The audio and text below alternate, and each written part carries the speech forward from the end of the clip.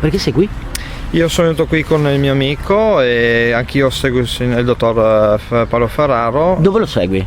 Tramite Facebook, purtroppo, perché quando mi collego riesco solo tramite Facebook a seguirlo, anche se appunto tramite lui riesco ad avere altre informazioni, come magari quando non riesco a seguirlo. Ti ricordi l'account del nome di Facebook? L'account? La mia account? No, l'account del professore. Paolo Ferraro 2, avevo chiesto che amicizia a sua volta sotto un altro nickname che avevo, che dopo me l'hanno bloccato perché divulgavo cose un po' scottanti. L'ultima cosa che hai pubblicato e che ti hanno, diciamo, bannato, qual è stata? Beh, più che altro quando ero su un altro link dove pubblicavo varie cose, non solo su quello che diceva Paolo Ferraro, ma quello che si intrecciava sul discorso perché siamo qui oggi, sempre che ha a che fare con le sette sataniche oppure diciamo col satanismo.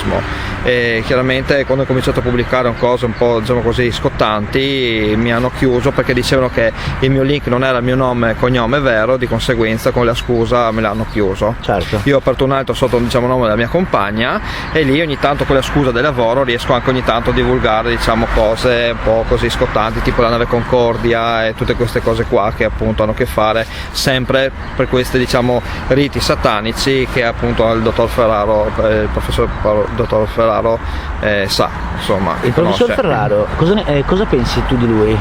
Beh, innanzitutto è una persona che finalmente la stavo tendendo perché sta prendendo una grandissima strada e lo stimo molto in quanto ha questo coraggio di affrontare questa strada pericolosa.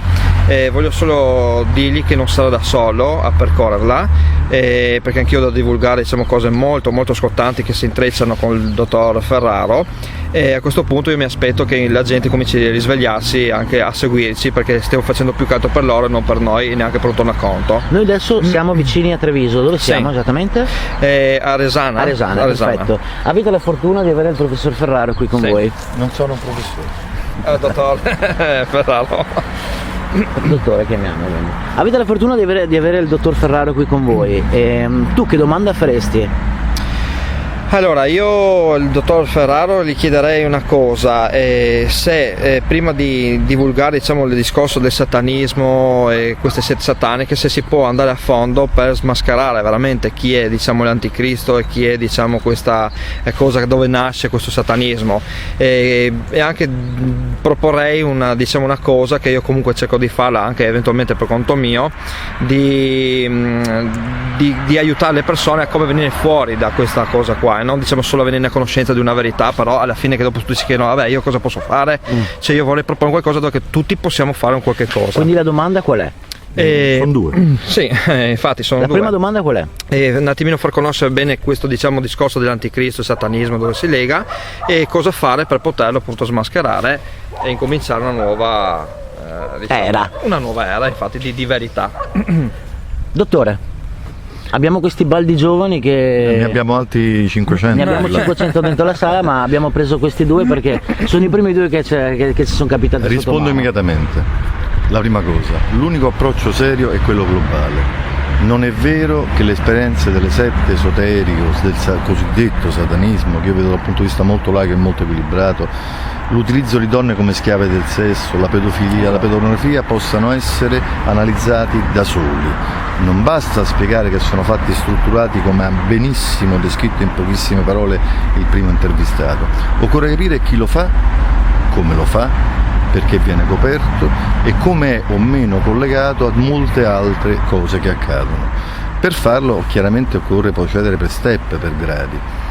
Quello che io ho messo in questa battaglia è un metodo nuovo, che io chiamo metodo logico induttivo concreto e che fa parte dell'esperienza più alta dell'investigazione e dei servizi. Perché l'ho potuto fare? Perché io sono stato vittima di situazioni e pressioni molto forti e potenti e mi sono trovato in un istante in una sorta di al centro di un vaso di Pandora, con la mia purezza ma ovviamente vigile. Un vero isolamento? No, al contrario, un tentativo perpetuato e continuato di isolamento mai riuscito, per doti naturali che mi trovo come portato della mia storia. La mia storia è complessa, io sono stato un militante, un politico, un intellettuale, che ne fa il magistrato, ero uno studente come voi potete immaginare da 30 all'ode, tutti gli esami finiti in un anno e mezzo, ho una storia particolare, ero un judoka, un karateka, un uomo che ha costruito un pezzo di volontà, un pezzo di identità. Togliamo di parlare di me, andiamo ai fatti. Il metodo di cui parlo è semplicemente fondato sul fatto che io per avventura ho registrato per 7 giorni quello che accadeva in una palazzina civile a un secondo piano come privato, badate bene, non come un magistrato, e ho scoperto una realtà che per me era agghiacciante, che non conoscevo. Ma non ho scoperto solo una realtà, l'ho analizzata senza conoscere nulla di quello che meritevolmente loro diffondono da molto tempo. Io non sapevo nulla, io ho preso quello che ho registrato, l'ho È messo arrivato il momento. su una griglia, bravo. Dopo te lo dirò, Certo. una griglia logica, e mi sono accorto che c'erano tecniche di condizionamento mentale con frasi medievaleggianti e musicali, c'erano tecniche